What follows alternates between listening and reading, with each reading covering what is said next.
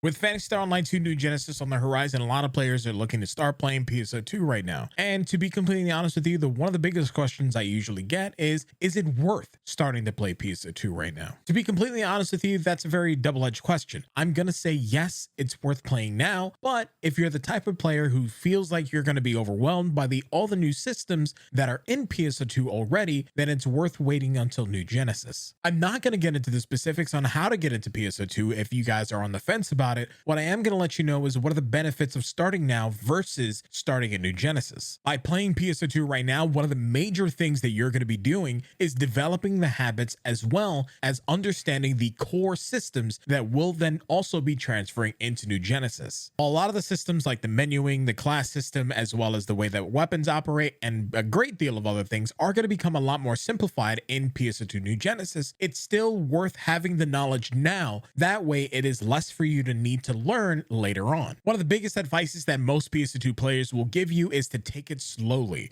Be able to then understand each and every single thing. This way you make less mistakes. But again, as gamers, a lot of us are used to playing games like Destiny and Genshin Impact, and we're always on go mode. Like, I guarantee you most of us would be speedrunners if we had the patience. Unfortunately though, when you're just getting into PSO2, you are riddled with a lot of information and it's hard to take in right away. So you are basically shit out of luck if you're the type of player who's going to sit there and hope that everything's going to get hand-feeded to you, because PSO2 is not like that. So at least starting now is going to help you when it comes to the simplified versions of the same information. While New Genesis does have the means of giving you the information in a much more easy to understand way, because on screen there are these little captions that'll say, hey, do this, and then also return to this. So it does have like a legitimate tutorial system, but it's still a lot of information within your first couple of hours of game time. So getting into PSO2 now will help to mitigate and allow you to enjoy New Genesis that much more. Another clear-cut benefit that a lot of players will tell you in terms of getting into PSO2 now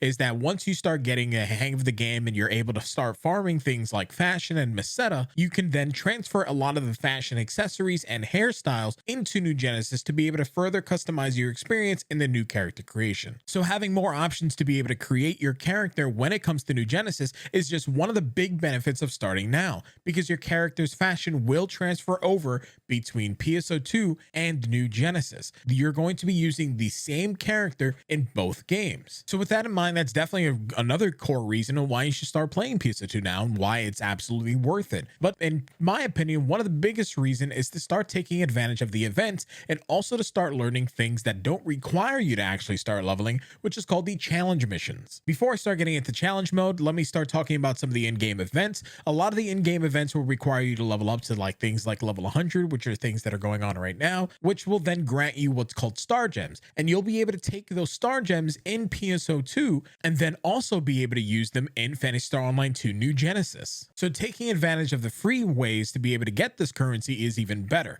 Now leading back into challenge mode, this is another good way that even when you start playing New Genesis, this is going to be a weekly way of getting that same currency. And since everyone can tie for first, everyone is able to get the same amount of rewards so long as you wind up learning how to get maximum points. I'm going to be leaving a link down in the description below to Automaton's video to give you guys a visual representation on how this is going to work. So this way, when you guys start to actually learn the challenge mode, it'll actually be a little bit easier for you. But then also understanding a lot of the systems when it comes to PSO2 are going to be transferring over. The premium system, the material storage, a lot of these things will then at least start gearing you towards being able to understand and work in PSO2 New Genesis that much easier. So you can take your time and be able to say, hey, this is something that I want to be able to do and game that I want to stick with. Because again, it is information overload. And for a lot of you guys who don't handle information as well as you should, then that's probably the only advice that any real player of the Phantasy Star franchise as a whole can ever give you. There's also some other advice that I can give you when it comes to actual PSO2 New Genesis in and of itself,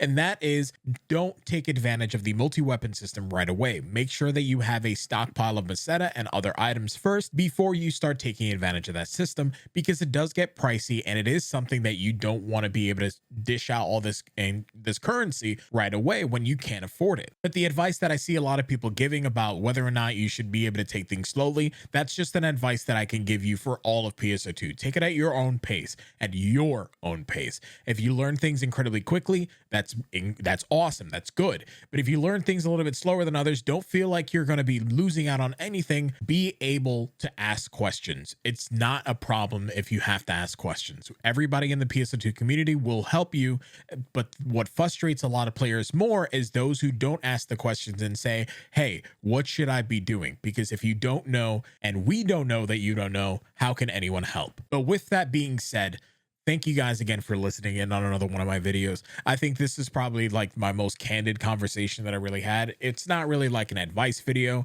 or it like, hey, start playing PSO2 now, otherwise you're going to miss things.